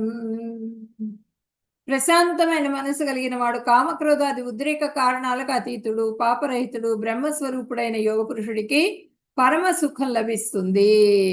అట్లా ఆ పరమాత్మని దర్శించుకుంటూ ప్రశాంతమైన మనసుతో వాళ్ళు ఆ కామక్రోధాలన్నింటినీ కూడా జయిస్తారు. వాళ్ళు ఆ ఉద్రేకాలకి కారణాలు గారు, ఆ ఉద్రేకాలకి అతీతంగా ఉంటారనమాట.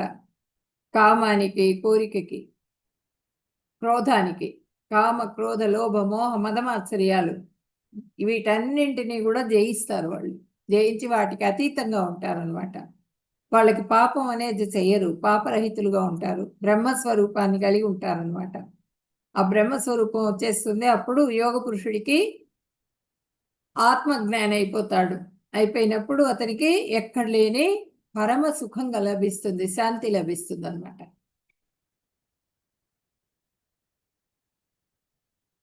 ఇప్పుడు ఇక్కడ చూడండి, ఇక్కడ ఇంద్రియాలు ప్రకోపించే ఇంద్రియాలన్నీ కూడా కంట్రోల్ అయిపోతాయి. ఇవి సింహంలాగా గర్జిస్తూ ఉంటాయిట, పాములాగా కాటేస్తూ ఉంటాయి, విషసర్పాల్లాగా ఇంద్రియాలు. అవన్నీ కూడా కామ్గా అయిపోతాయి. యోగం చేసే వాళ్ళకి వాళ్ళు ఏంటంటే వాటిని అన్నింటినీ కూడా జయిస్తారు.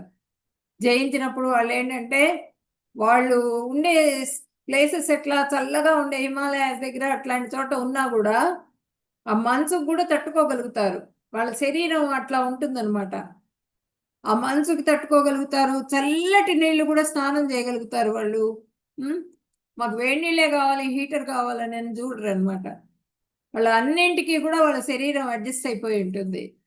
తర్వాత అంతా ప్రాక్టీస్ చేసిన తర్వాత మొత్తం ఆహారాన్ని అంతా కూడా వాళ్ళు కంట్రోల్ చేసిన తర్వాత ఆఖరికి ఈ విధంగా అయిపోతుంది వాళ్ళ శరీరం. వాళ్ళు పూర్తిగా సమాధి స్థితికి చేరేటప్పటికి ఈ విధంగా మొత్తం కూడా ఆ భూమికలు ఒక్కటే మిగులుతాయి. ఆ ఆక్సిజన్ ఒకటి తీసుకుంటూ కూర్చుండిపోతారు కదా, అది సమాధి స్థితికి చేరుతారు వాళ్ళు ఇక్కడికి.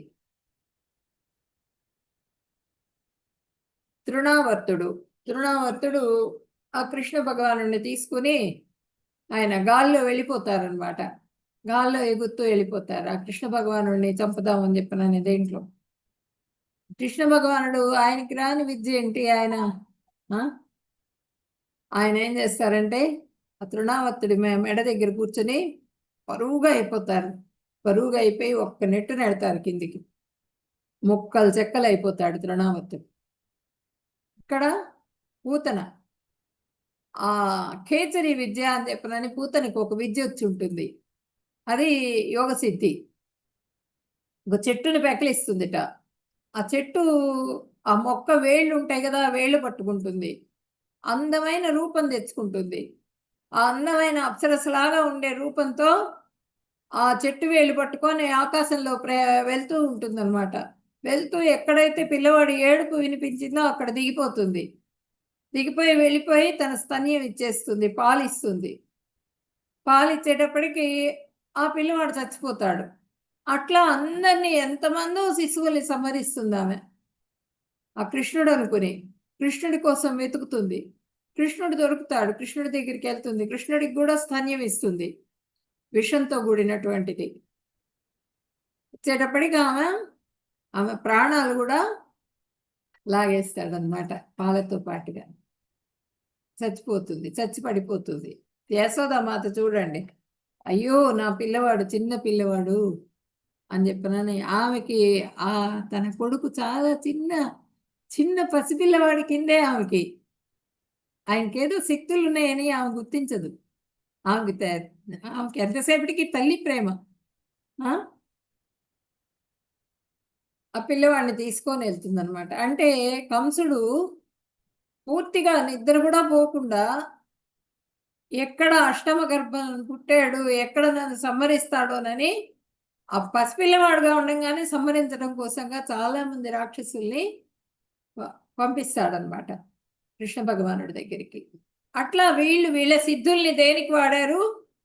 భగవంతుడికి వినాశనం కలిగించేందుక వాడారు సిద్ధులు వాళ్ళు. ఇక్కడ హనుమంతుడు రామకార్యం కోసంగా వాడారు. హనుమంతుడు రాముల వారికి విజయం తెచ్చిపెట్టడం కోసంగా ఆయన ఆ సముద్ర లంఘనం చేశారు. సముద్రాన్ని లంఘించి అవతలికి వెళ్ళారనమాట. ఆ వెళ్ళేటప్పుడు కూడా ఆయనది అది యోగసిద్ధి. యోగసిద్ధితో ఆయన తేలిగ్గా అయిపోతుంది శరీరం. వెళ్ళిపోయి ఆ గాలిలో అక్కడి నుంచి అంత దూరం ఎగరగలుగుతారు. తర్వాత చిన్న కోతిలాగా అయిపోతారు. అయిపోయి ఆ లంకాపట్టణం గోడ మీద తిరుగుతారు. ఆ లంకను చూడాలని చెప్పినాను. ఒక్కసారి ఎట్లా ఉందో అప్పుడు పట్టుబడతాడనమాట ఈ లంకినికి ఆంజనేయుడు. మధ్యలో కూడా మనకి రాక్షసులు మింగిన తర్వాత ఆయన్ని మింగేస్తారు. శరీరం పెద్దగా చేసుకుని వాళ్ళని సంహరించేసేసి బయటకు వచ్చేస్తాడు. అట్లా చాలా మంది అన్నీ కూడా ఆయనకి ఈ సిద్ధులే అనమాట. మనం రామాయణం చదువుకుంటుంటే రామాయణంలో వస్తుంది మనకి. అంతా కూడా భగవంతుడి గురించి వాడారు ఆయన. తనకు వచ్చినటువంటి ఆ యోగ సిద్ధులన్నింటినీ కూడా భగవత్ కార్యం గురించి ఉపయోగించారు.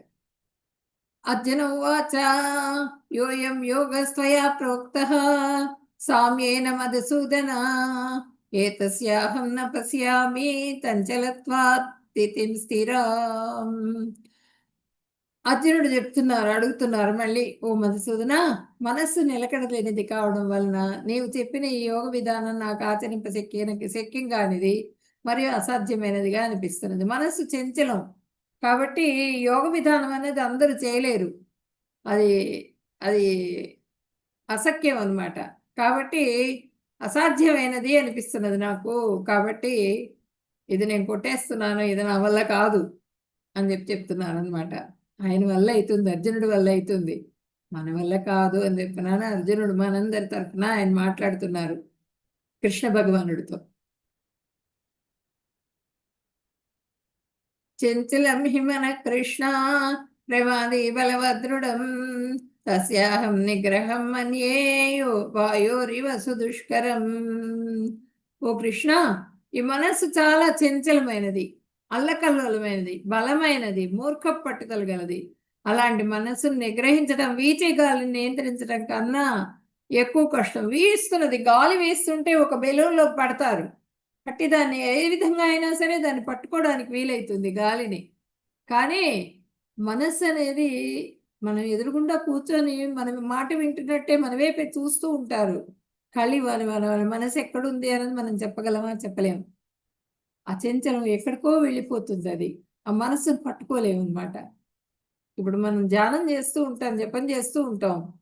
జపం చేస్తూ ఉంటే మనస్సు ఎక్కడికో వెళ్ళిపోతుంది.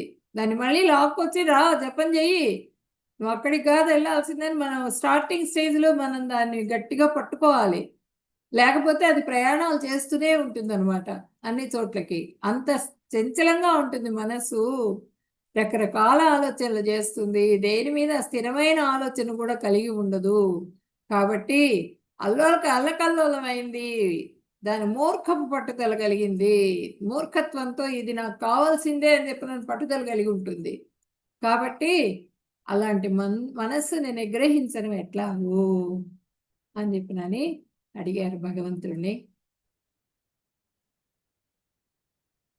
ఇక్కడ భగవంతుడు చెప్తున్నారు చూడండి. ఇక్కడ ద్రోణాచార్యుడు అర్జునుడికి ఎట్లా ఆయన మనసు చంచలం లేకుండా ఎట్లా చాలా స్థిరంగా ఉంటుంది అర్జునుడిది. అక్కడ ఏం కొడుతున్నావు నువ్వు అంటే ఆ పక్షి కన్ను కనిపిస్తున్నది నాకని చెప్తారు. మిగిలిన వాళ్ళందరూ ఫెయిల్ అయిపోతారు. 104 మంది ఫెయిల్ అయిపోతారు ద్రోణాచార్యుడి పరీక్షలో. ఒక్క అర్జునుడు మాత్రమే విజయాన్ని సాధిస్తాడు. కాబట్టే ఇక్కడ మత్స్యంత్రాన్ని ఛేదించాడనమాట. ఇక్కడ చూడండి, ఒక గురువు అధీనంలో ఉన్నప్పుడు మనము ఎటువంటి విజయాన్నైనా సరే సిద్ధించుకోగలుగుతాము. ఇక్కడ చూడండి,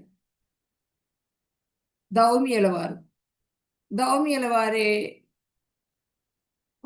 ఆయన గురువు అనమాట వీళ్ళకి. ఈ పంచపాండవులు వీళ్ళు ఎక్కడ అడవులకు వెళ్ళినప్పుడు కూడా ఆయన వెంబడి ఉండేవాళ్ళు, ఆయన సలహాలు తీసుకుంటూ ఉండేవాళ్ళు. ఎప్పుడు కూడా గురువు యొక్క ఆశ్రయం తప్పకుండా తీసుకోవాలి. గురువు గారి యొక్క అండతోనే మనము, వాళ్ళు అనుభవం పొంది ఉంటారు కాబట్టి వాళ్ళ అనుభవాన్ని మనము పంచుకోగలగాలి. పంచుకొని మనం కూడా పైకి ఎదిగేందుకు ప్రయత్నం చేయాలన్నమాట.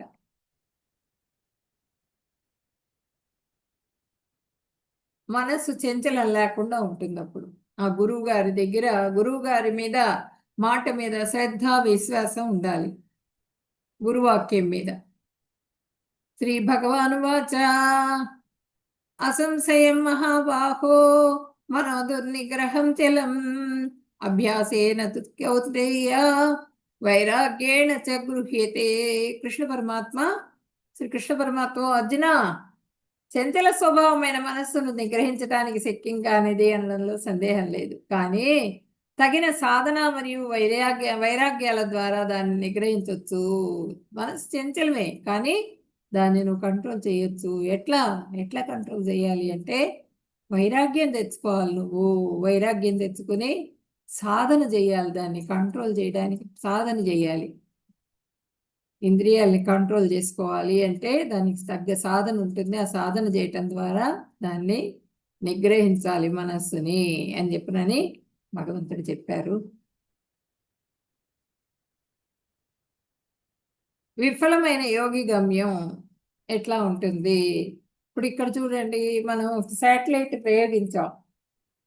ప్రయోగించినప్పుడు వాళ్ళు ఏదైనా మిస్టేక్ చేశారు, అది ఎక్కడ పడిపోతుందో కూడా తెలియదు.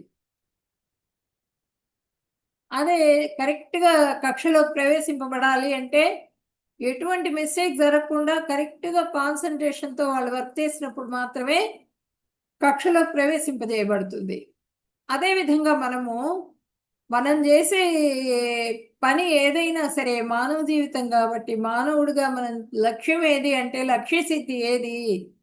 ఆత్మ ఆనందం పొందుతుంది. ఆత్మ ఎలా ఆనందం పొందుతుంది? భగవంతుడి సేవలోనే ఆనందాన్ని పొందుతుంది. భగవంతుడి దగ్గరికి చేరుకోవాలి, భగవద్ధామానికి చేరుకోవాలి. మనం భగవంతుడి పాదాల దగ్గరికి చేరుకోవాలి. చేరుకోవాలంటే మనం ఏం చేయాలి, మానవుడిగా మనం ఏం చేయాలి అనేది మనం కరెక్ట్గా నిర్ణయం తీసుకోగలగాలి. ఆ నిర్ణయం తీసుకున్నప్పుడు మనం తలుచుకోలేనటువంటి అద్భుతాల్ని సాధించగలుగుతాం. కానీ విఫలమైనప్పుడు ఆ యోగి గమ్యం ఎట్లా ఉంటుంది అన్నది ప్రశ్న వేస్తున్నారు ఇక్కడ అర్జునుడు. అర్జునోవాచ అయితే శ్రద్ధయోపేతో యోగాచలిత మానసః అప్రాప్య యోగ సంసిద్ధిం కాం గతిం కృష్ణ గచ్చతి.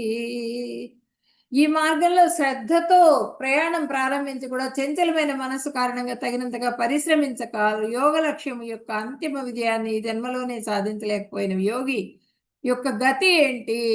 ఈ జన్మలో సాధించలేకపోయాడు, ప్రత్యాహార దాకా వెళ్ళేటప్పటికి ఫెయిల్ అయిపోయాడు. ఏ ఆరోగ్యం క్షీణించటమో, చనిపోవడమో, ఏ జంతువు వచ్చి తినేయటమో ఏదో అయింది, చాలించేశాడు, దేహం అయిపోయింది, దేహం పని. అప్పుడు వాడి పని ఏంటి? వాడు మధ్యలో ఆపేశాడు ఆ యోగాన్ని. వాడిది పరిస్థితి ఏంటి? అన్నాళ్ళు చేసిందంతా వేస్టేనా అని చెప్పనని అడుగుతున్నారు అనమాట. అంతిమ విజయాన్ని ఈ జన్మలో సాధించలేకపోయాడు. అప్పుడు వాళ్ళ గతి ఏంటి?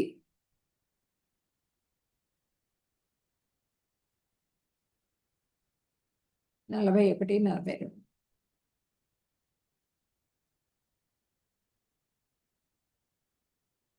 అయిపోయిందండి, కంప్లీట్ చేసేస్తా ఒక 5 minutes. ప్రాప్య పుణ్యకృతాన్ లోకాన్ ఉషిత్వా శాశ్వతే సమాః శుచీనాం శ్రీమతాం గేహే యోగ భ్రష్టోభిజాయతే.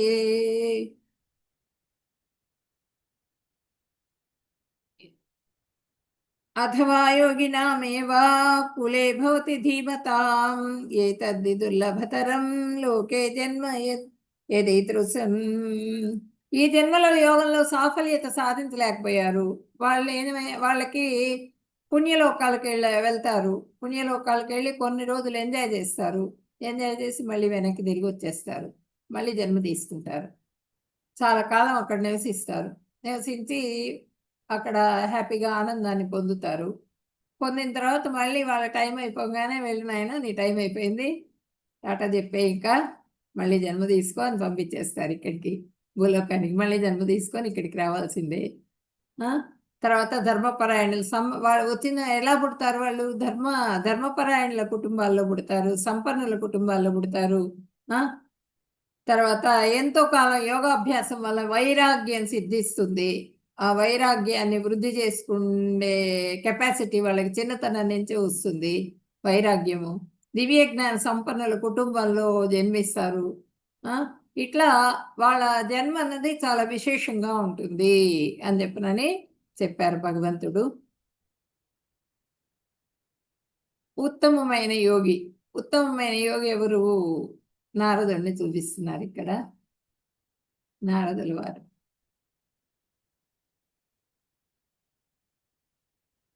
తపస్విభ్యోధికో యోగి జ్ఞానిభ్యోపి మదోధికః కర్మిభ్యశ్చాధికో యోగి తస్మాద్ యోగి భవార్జున. అర్జున, తపస్సు చేసే వాళ్ళకంటే, శాస్త్రజ్ఞానం గల వాళ్ళకంటే, యోగుల కంటే ధ్యాన యోగి గొప్పవాడు కనుక నీవు ధ్యాన యోగం సాధించాలి, ధ్యాన యోగివిగా అని చెప్తున్నారు. తపస్సులు చేయటము, శాస్త్రాలు అనే శాస్త్ర జ్ఞానం కలిగి ఉండటము ఇవన్నీ కాదు, నువ్వు చక్కగా నా ధ్యానం చేయి, నువ్వు ధ్యాన యోగివిగా. ఇక్కడ ప్రభుపాదుల వారు ఆయన ఎప్పుడు ధ్యానంలోనే ఉండేవాళ్ళు. ఆయన ఎవరో అడిగారట అక్కడ ప్రశ్న ప్రభుపాదుల వారిని, భగవంతుడు భగవంతుడు అంటారు, ఎప్పుడు ధ్యానంలో ఉంటారు, ఎప్పుడు చాటింగ్ చేస్తూ ఉంటారు, మీకు భగవంతుడు కనిపిస్తున్నాడా, ఎప్పుడైనా చూసారా మీరు భగవంతుడిని అని అడిగారట. ఎప్పుడైనా చూడటం ఏంటి, ఎప్పుడూ చూస్తూ ఉంటా, ఇప్పుడు కూడా కనిపిస్తున్నారు భగవంతుడు నాకు అని చెప్పారట. మరి మాకు చూపిస్తారా, మీరు చూడగలరా, చూడగలిగే కెపాసిటీ ఉంటే చూపిస్తా నేను అని చెప్పారట. అంటే మనకి చూడగలిగే కెపాసిటీ కూడా ఉండాలి. అది అందరికీ రాదది. అదేంటంటే అభ్యాసం. ఆ అభ్యాసము ఆ తపస్సులకు మాత్రమే వస్తుంది. వాళ్ళని చూసి వాళ్ళ గమ్యంలో మనం నడుచుకోవాలి, వాళ్ళని గురువులుగా చేసుకుని. వాళ్ళు చేసినటువంటి ఎన్ని పుస్తకాలు, ఎన్ని భాష్యాలు రాశారు ప్రభుపాదుల వారు. ఆ పుస్తకాలన్నీ చదవాలి, చదివి అసలు ఏంటి అన్నది తెలుసుకోవాలి. పెద్ద పెద్ద గురువులు చెప్పిన ఉపన్యాసాలు ఉన్నాయి, అవన్నీ వినాలి. విని మనము మార్గాన్ని చేరుకునేందుకు దోవని వెతుక్కోవాలి. మీరు కరెక్ట్గా ఉన్నారు, చక్కగా మంచి క్లాసెస్లో జాయిన్ అయ్యారు, సెకండ్ లెవెల్కి వెళ్తారు. సెకండ్ లెవెల్కి వెళ్ళాక మీకు గురువును కూడా నామనిష్ట ప్రభుతి చూపిస్తారు, గురుదీక్షలు ఇప్పిస్తారు. అన్నీ కూడా మీరు కరెక్ట్ ప్లాట్ఫామ్లోకి వచ్చారు. కాబట్టి మిస్ చేసుకోవకండి, అందరూ కూడా దీంట్లోనే ఉండి ఈ ప్లాట్ఫామ్లోనే మీరు కంటిన్యూ అయ్యేదానికి ప్రయత్నం చేయండి. మాయాదేవి మనల్ని డిస్టర్బ్ చేస్తూ ఉంటుంది. మన చంచలం మన కృష్ణ అన్నారు కదా, మన మనసు చంచలం అయిపోతుంది అనమాట. చంచలం అయినప్పుడు తప్పులు చేస్తూ ఉంటాం. ఆ చంచలం కాకుండా మనం కంట్రోల్ చేసుకుంటూ ఉండాలి. యోగినామపి సర్వేషాం మద్గతేనాంతరాత్మనా శ్రద్ధావాన్ భజతే యో మాం సమేయుక్తతమో మతః. అందరి యోగుల్లోకెల్లా ఎవరి మనస్సు ఎల్లప్పుడూ నాయందే నిమగ్నమై ఉంటుందో, ఎవరు నాయందు దృఢ విశ్వాసంతో భక్తితో ఉంటారో వారిని అత్యుత్తమమైన వారిగా పరిగణిస్తాను, ఇది నా అభిప్రాయము అని చెప్తున్నారు. అంటే భక్తి యోగే శ్రేష్ఠుడు. పూర్తిగా ఎవరైతే పూర్తిగా నా మనసులో నిండా నన్నే నింపుకొని 24/7 24 గంటలు నన్నే ధ్యానిస్తూ నా జపమే చేస్తూ హరే కృష్ణ మంత్రం జపం చేస్తూ నా సేవలోనే నియుక్తులు ఎవరైతే ఉంటారో వాళ్ళు గొప్ప యోగి, శ్రేష్టమైన యోగి, వాళ్ళు చేసే యోగం శ్రేష్టమైంది అని చెప్పినాను, నేను చెప్తున్నాను, నా అభిప్రాయం ఇది, నేను ప్రకటిస్తున్నాను అని చెప్పినని భగవంతుడు చెప్పేశారు. సరైన యోగి ఎవరు అంటే భక్తి యోగే. ఏ యోగం చేసినప్పటికీ కూడా అన్నింటికన్నా కూడా శ్రేష్టమైనది ఏది అంటే భక్తి యోగమే. అన్ని యోగాలకి చరమగమ్యం ఏది అంటే భక్తి, ఆ భగవంతుడిని చేరుకోవటమే. కాబట్టి భక్తి యోగం ద్వారా భగవంతుడిని చేరుకోవడం తేలిక. మిగిలిన యోగాలన్నీ కూడా కష్టం వాటి ద్వారా వెళ్ళటం. కాబట్టి మిగిలిన వాటికి అన్నింటికి కూడా శ్రేష్టమైనది ఏది అంటే భక్తి యోగం. మిగతా యోగాలన్నింటికి తుది గమ్యం ఏది అంటే భక్తి యోగం మాత్రమే.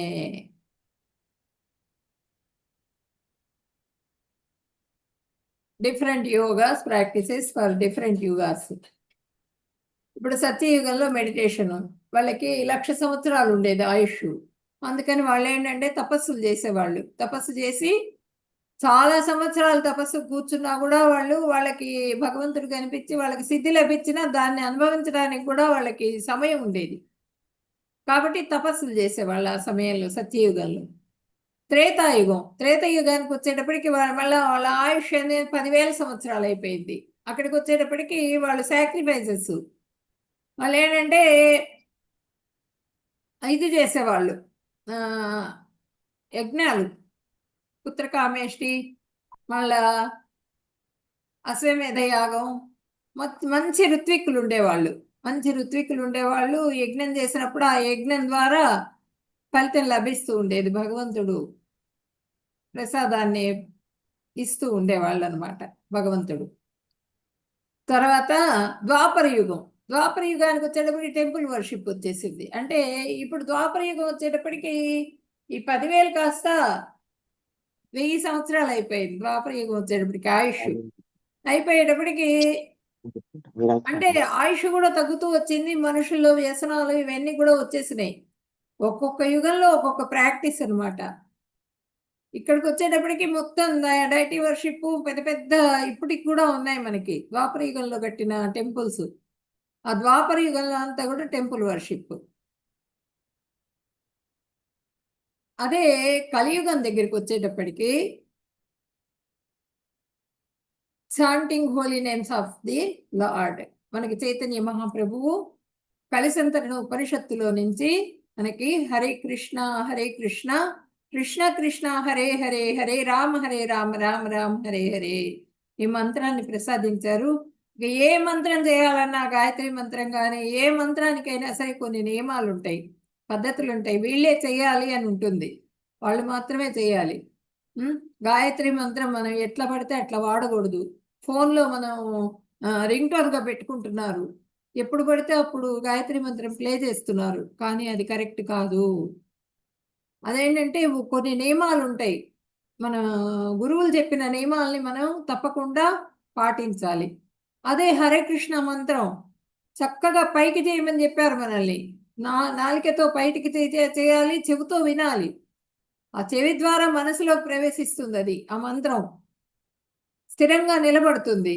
నిలబడి మనకి ఆ భగవంతుడిని ప్రత్యక్షంగా చూసేదానికి మనకి శక్తిని కలుగజేస్తుంది అనమాట. మన మార్గాన్ని సుగమం చేస్తుంది. కాబట్టి ఆ మంత్రాన్ని జపం చేసుకోండి. మీరు కలియుగ వాసులు, మీరు ధనాన్ని వెచ్చించలేరు, మంచి ఋత్విక్కులు ఉండరు, మీకు అన్ని సంవత్సరాల ఆయుష్ కూడా లేదు మీకు. కాబట్టి మీరు చేయాల్సింది ఏది అంటే తేలికగా చేసుకునే మంత్రం ఇది. కాబట్టి మీరు అంటే ఏదో తేలికగా అంటే ఏదో మనకి మామూలు మంత్రం కాదు ఇది. ఉపనిషత్తులు కలిశంతరణ ఉపనిషత్తులో నుంచి తీసినటువంటి మంత్రం అది. ఉపనిషత్తుల్లో మంత్రం కాబట్టి అది చాలా పవర్ఫుల్ మంత్రము. అది చేయడం ద్వారా మనము భగవంతుడి పాదాల దగ్గరికి చేరుకోవాలి. కలియుగంలో మనకి చాంటింగ్ ద హోలీ నేమ్స్, ఆ మంత్రం చేయటం ద్వారా మనము ఈ విధంగా లిఫ్ట్ ఎక్కి వెళ్తూ ఉంటే ఎంత హాయిగా వెళ్ళిపోతాం కదా, చాలా ఫాస్ట్గా వెళ్ళిపోతాం. తేలిక అనమాట, తేలికైన పద్ధతి. అదే స్టైర్ కేస్ అనుకోండి, స్టైర్ కేస్ అంటే మధ్యలో దారి కింద పడిపోతాం, చెప్పలేము, మెట్టు జారొచ్చు, చాలా సమయం పడుతుంది మనకి. కాబట్టి మనం ఈ విధానాన్ని ఎన్నుకోవాలా, దీన్ని ఎన్నుకోవాలా అన్నది మన చేతుల్లోనే ఉంది. కాబట్టి మనం నిర్ణయించుకోవాలి ఏది కరెక్ట్ అన్నది. What is a Mantra? Mind delivery. మంత్రం అంటే ఏదంటే హరే కృష్ణ కృష్ణ కృష్ణ హరే హరే హరే రామ రామ రామ హరే హరే. హరే కృష్ణ. వాంఛాకల్పతరుభ్యశ్చ కృపా సింధుభ్యేవ చ పతితానాం పావనేభ్యో వైష్ణవేభ్యో నమో నమః. హరే కృష్ణ కృష్ణ కృష్ణ హరే హరే హరే రామ రామ రామ హరే హరే. హరే కృష్ణ. ఒక్క నిమిషం.